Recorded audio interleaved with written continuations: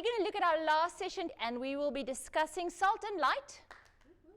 So as you can see, we kind of jump up and down in the Beatitude, in the Sermon on the Mount. And Paul has touched on quite a few good topics already. Raj, thank you for just reminding us of shalom, and that it's that inward being. And that, again, we can get very overwhelmed with all the idea of the spiritual disciplines. Again, it's a discipline, so you need to schedule it. I don't know how many of you are gym people. I like that. The gym people know that it's not negotiable. You find a time for that in your schedule because that energizes you, that feeds you. You make gym time because that's your thing. You exercise people, you know that, okay?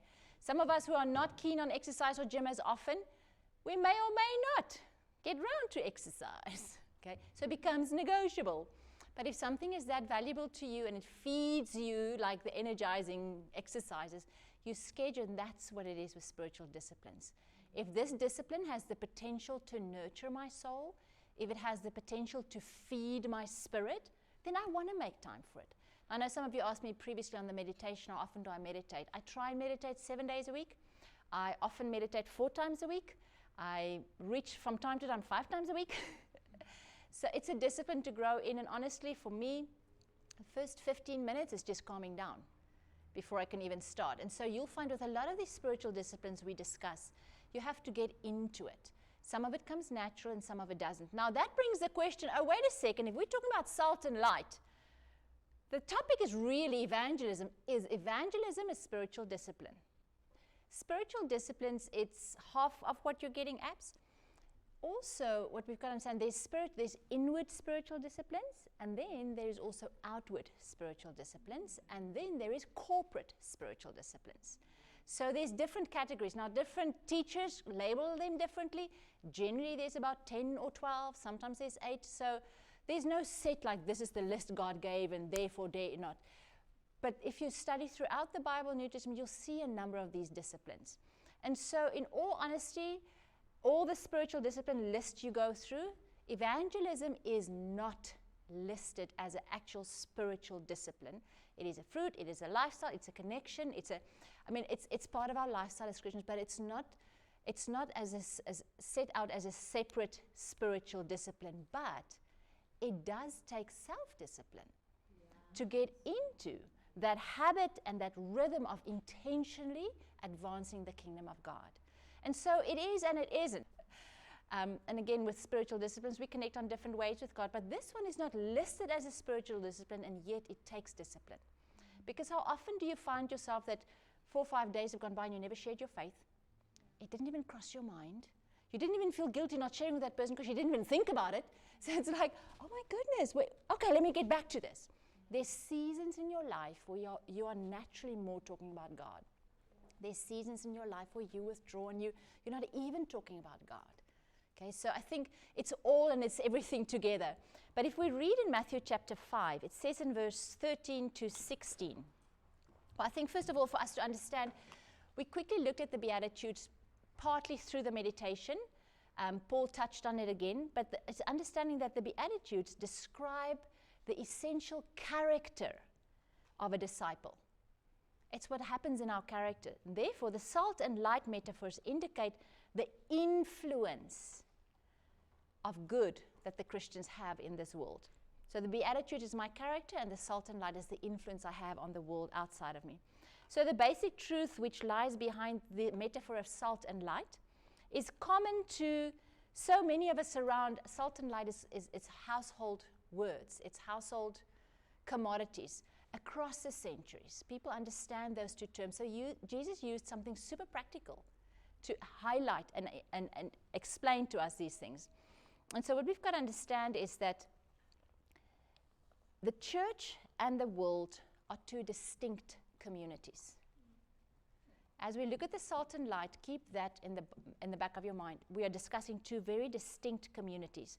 On the one hand, there is the earth, and on the other hand, there it talks about you. You are the salt of the earth. So there's two communities he's highlighting. Okay, so on the one hand it's the world, you are the light of the world, and the other hand is you are the light of the world. So again, very distinct. The church and the world is two distinct communities. And these communities, we can also talk to them about they and us. Those two communities are related to each other. But their relatedness depends on their distinctness. How different we are from each other is how we relate to each other. And a lot of times we try and be so similar to the other group that there is no distinction anymore.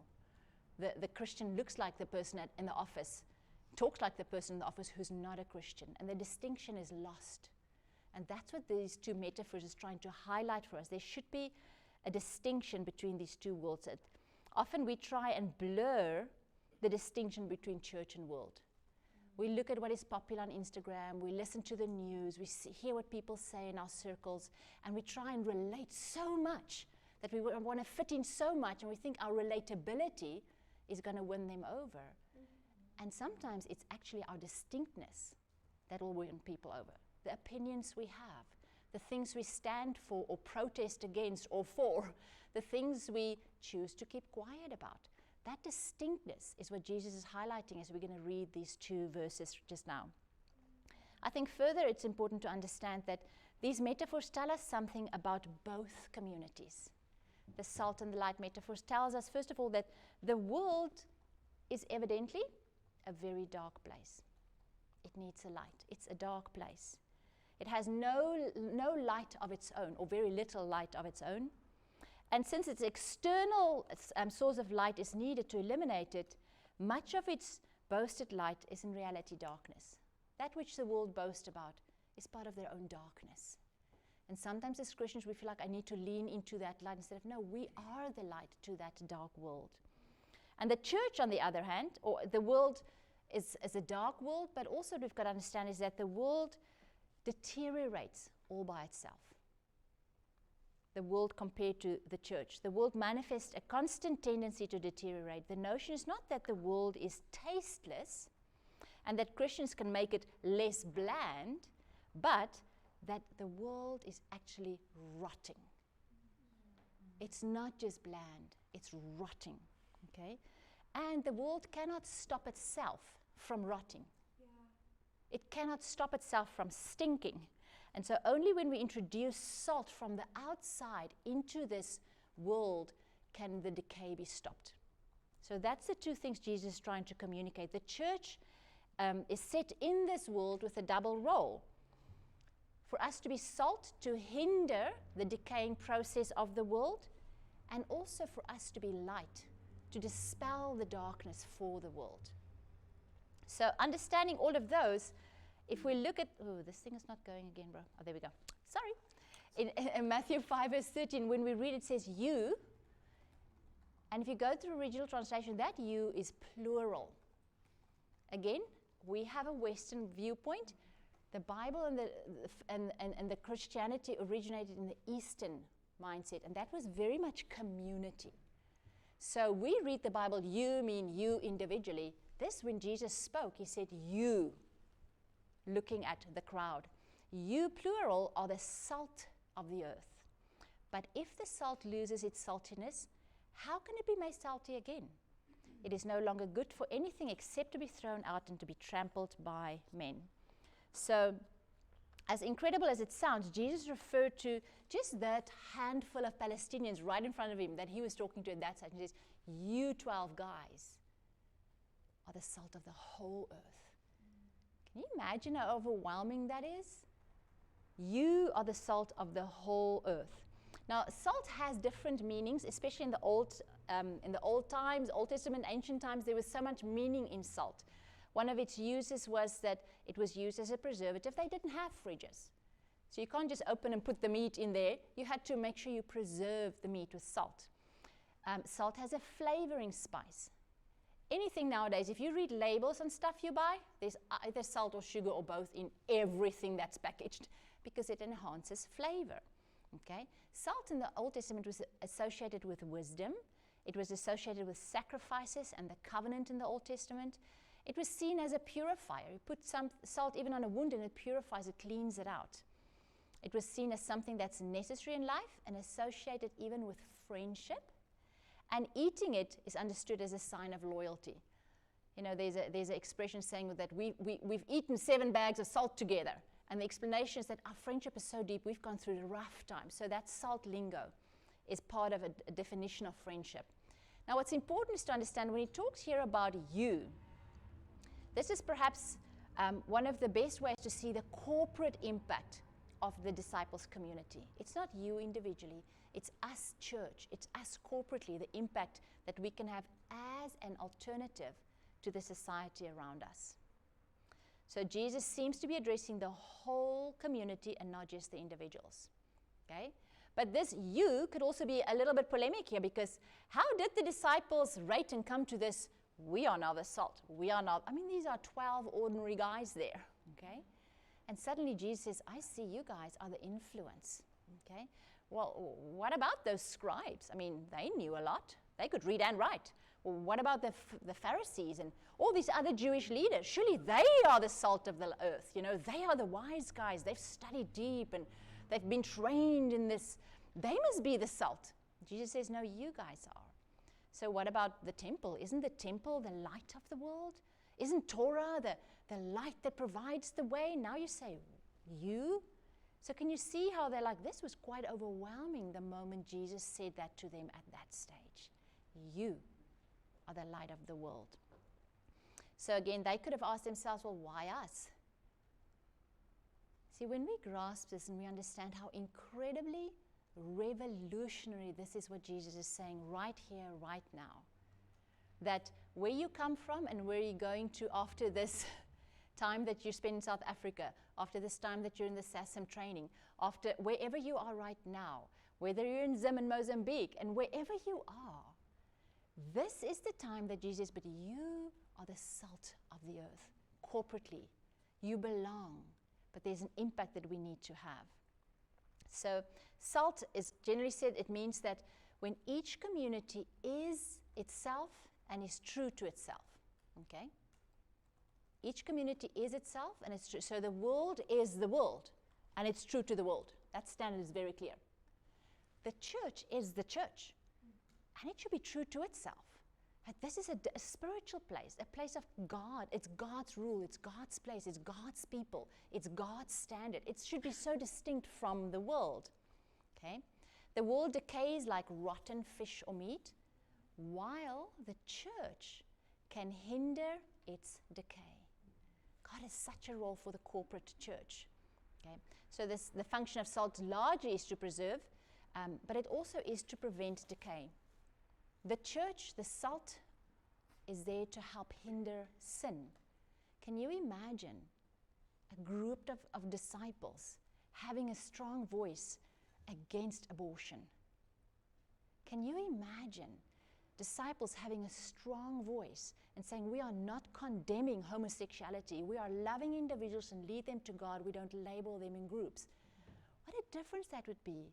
Because I grew up hearing very different views on how the church views, for instance, homosexuality. I know I'm targeting a deep topic here, but I think we get so set in our ways from our traditional church backgrounds that we miss what Jesus is saying. You are the salt. You go, there's decay and it's rotting. Stop it. Stop that rot by bringing the salt. Not joining the judgment, not highlighting the individual, but it's a corporate. That if a person is gay and they feel comfortable to walk into our fellowship, can you imagine how that salt would help them? Can you imagine how the light could, or that salt could prevent decay, but the light could bring hope?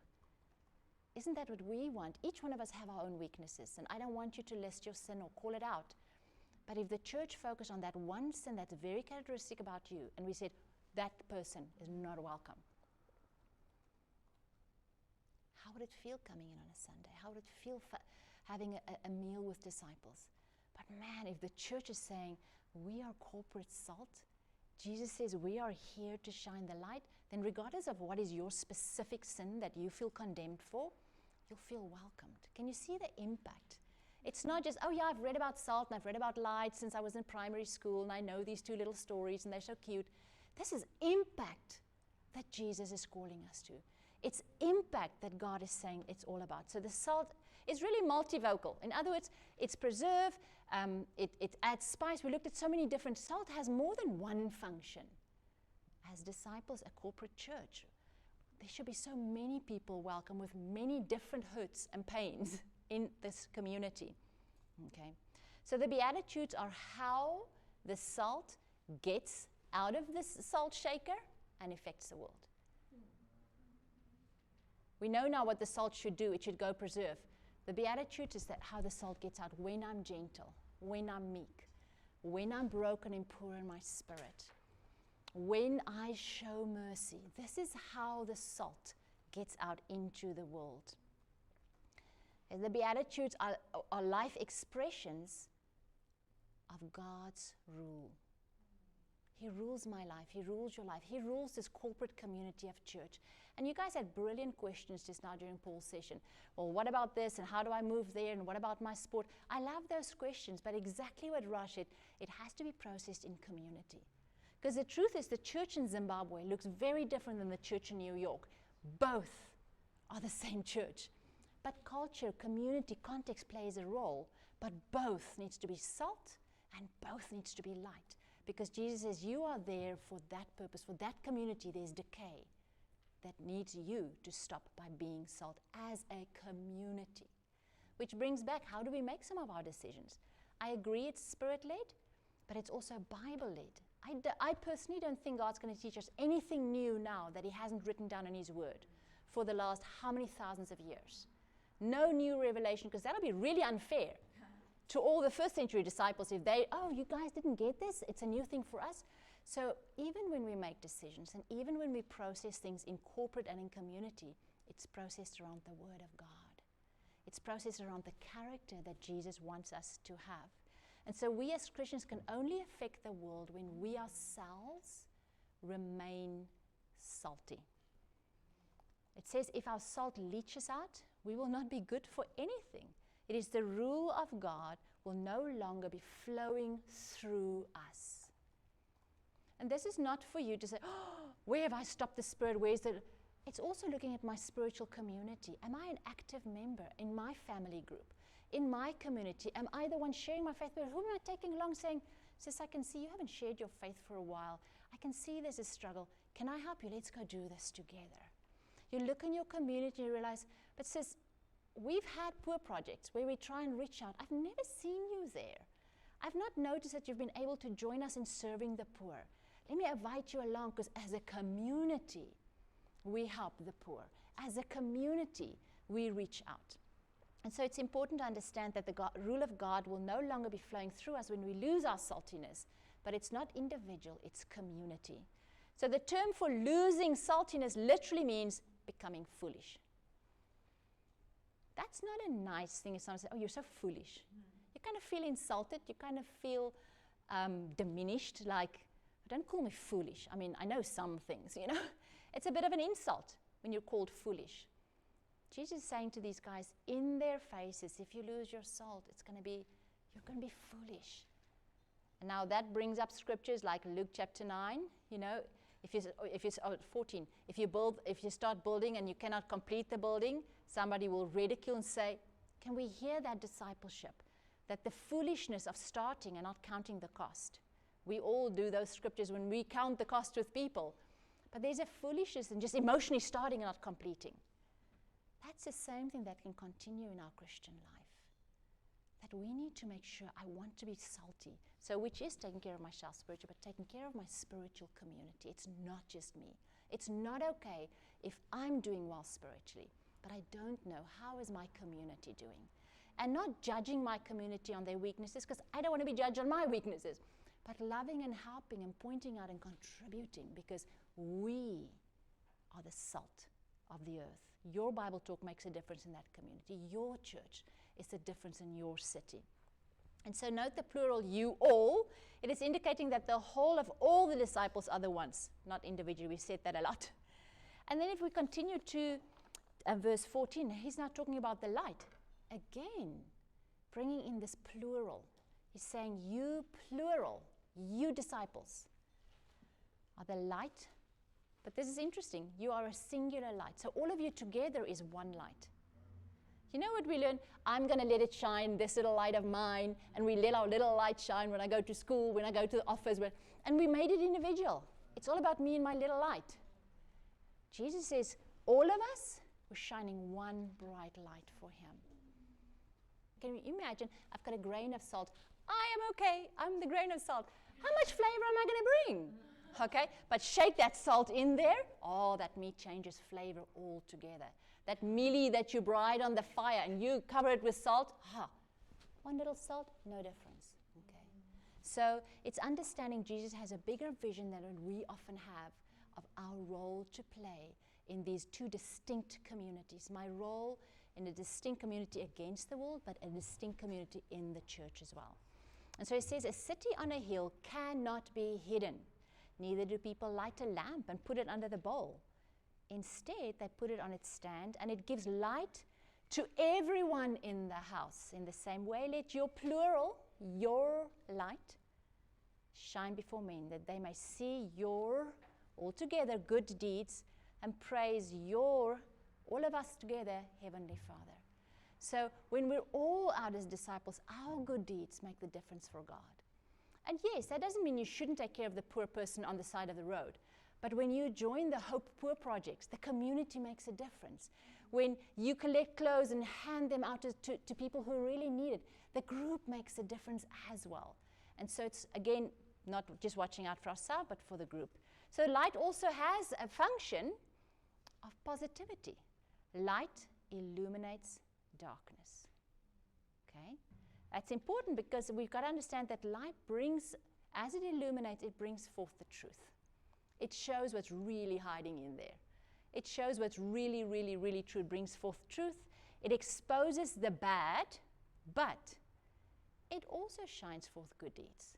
So it's not just exposing the bad in the world, and therefore we look down on that and we judge it and we're, oh, so lucky it's us and them. No. It exposes the bad in the world, but it also, because of the light, it brings forth goodness and good deeds that will eventually honor God. It is all done by God's rule and not ourselves. Now, we've said that a few times today, even with spiritual disciplines. It's not about me and myself and my growth. It is God-focused, God-centered. But the group of salt, the group of light, is God-enabled. It's God's glory. It brings praises to our Father in heaven. And so really what this concludes is light and salt. He's actually talking about lifestyle evangelism. He's not talking about individually being okay and letting your little light shine. It's a continual lifestyle. It's continually making sure that the community I belong to is so distinct to the community I'm reaching out to. And the community where I invest my treasure, my effort, my friendships, is the one that will feed me, that will enhance my saltiness and my light, so that we can look to the community, the other, the world, and bring the light, bring the truth. So when the disciple of Jesus is no longer Christ-centric, our life has less meaning. Our light is, there's a bowl over our light. We lost our saltiness. So he's warning against that even in the church, in the kingdom, that's a temptation. He says, throw it off, let the light shine for everyone in the house, and that we can be that distinct in the world. I think when we allow the light of Christ to shine out from us, other people will see it. And so it's sometimes an intentional, because I think, Tulu, you mentioned about evangelism is an intentional act. It's very true. But it's often also an undergoing act, that it's not just my verbal, I shared my faith, I invited 5 people, I wrote their names down, and I'm actually following up with them on Sunday. It's more than that. It's how I respond when I'm unfair judged and I'm kind. It's when I didn't speed, but the traffic cop pulled me off anyway and trying to get a bribe out of me. Do I retaliate? Do I show attitude? Or in humility respond in a godly way? So as an individual, but then also as a corporate church. How distinct does your Bible talk and your church look from the world in which you live? Because I think to me, the main thing, it addresses our temptation to want to blur into the world, to want to relate so strong into the world, that we lose our distinctiveness. And this is what Jesus is highlighting with these 2 super common household household instruments, the salt and the light. Again, very challenging in the end. He says, let your light shine for everyone in the house. Evangelism starts at home. wherever your house is. So if you live in a household, is your Christian household a light? Is your family a light? Maybe not all the members in your own family are disciples, but you live with them. Are you the light? So we also have to ask ourselves, where is it hard for my light to shine? Is it at home? I'd rather go outside and evangelize and share my faith, but don't ask me at home to wash the dishes and be kind and stay up late to serve this one person. Hish! I'd rather evangelize outside. Is your light covered at home? Because remember, in the first century, they didn't have street lamps that somebody will switch on. They also didn't have load shedding for the South Africans. But there was no just obvious light. One light in a dark city, if you're a traveler from a very far distance, you could hardly notice it. Maybe somebody there has a light and somebody there switch on their candle. You'd hardly notice, but there'll be a little bit of them. But if at night, the whole city, everybody's switching on their candles and they're having their meals at the table, and suddenly as a traveler, like, oh my goodness, there's a flickering. You know, there's 30, 40, because all the households' lights are on. Now that can guide me home. So maybe if we look at evangelism, let's say Quentin shared his faith, and he invited this family. And they're not kind of sure, but eventually they're like, well, maybe we should go, maybe we shouldn't go. And then they come to church on a Sunday and they're like, nah, it's not kind of our flavor, I don't like the songs. They say, it was nice, thanks, But then, so church was not their thing. But Quentin shared his faith, and other people, all salt and light at the service, also met the family he brought over. And so the girls tell the daughter, oh, we've got a netball game, please come and join us, come and cheer us. The guy's like, we've got an online gaming thing going, bring this little teen brother, come on, come game with us. And suddenly like, wait a second, I didn't like the preacher, I didn't like the singing. I already know I'm saved and right with God, church is my thing, but there was something else here that keeps on attracting me. That, wow, lifestyle made a difference. I wasn't Quentin's visitor. I was somebody at a service where everyone's like, what's your name? Where do you stay? We've got this, come and join. Do you see the difference that it's not just his little light that shine out there in the street. It was the church corporate light shining. And 3, 4, 5 years from now, that family turns everything over to God. And it took the corporate light, kept on shining and shining. And the salt was shaken out.